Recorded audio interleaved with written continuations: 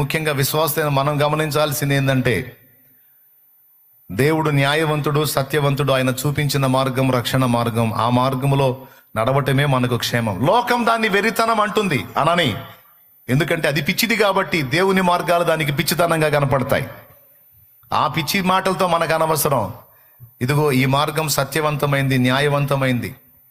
అవునండి, దేవుడు భూమి మీదకి రాక మునుపు ఎంతమంది ఈ లోకంలోకి వచ్చి పుట్టి చనిపోయారో, యేసు ప్రభు ఉన్నప్పుడు ఎంతమంది పుట్టి చనిపోయారో, యేసు ప్రభు తర్వాత అప్పటి నుంచి ఇప్పటిదాకా ఎంతమంది పుట్టి చనిపోతున్నారో, ఆ మొదటి మానవుడి దగ్గర నుంచి చివరి మానవుడి వరకు, అంటే యేసు ప్రభు 1000 ఏళ్ల నీతి పాలన అయిపోయిన దాకా, రెండవ రాకడ వరకు, ముఖ్యంగా రెండవ రాకడ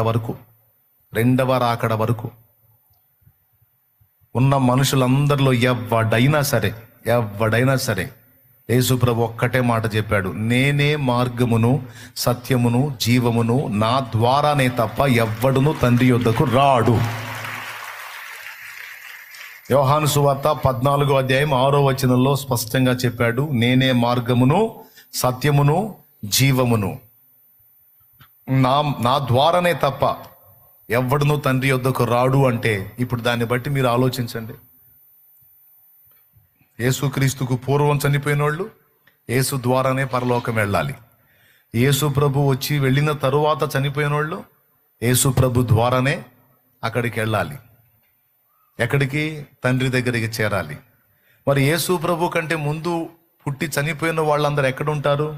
పరదైసు విశ్రమ స్థానంలో ఉంటారు. సువార్త అందిన వాళ్ళంతా ఎక్కడుంటారు? యేసు ప్రభు గురించి తెలియని వాళ్ళంతా ఎక్కడుంటారు? పరదైసు అనేటువంటి విశ్రమ స్థానంలో ఉంటారు. పరదైసు అంటే చనిపోయిన వాళ్ళ ఆత్మలు విశ్రాంతి తీసుకునే స్థలం.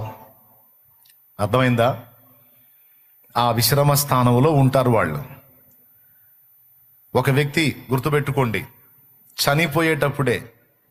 ఒక వ్యక్తి చనిపోయేటప్పుడే ఆ వ్యక్తి పరదైసుకు పంపబడాలా, పాతాళానికి పంపబడాలా అనే చిన్నపాటి తీర్పు జరుగుతుంది.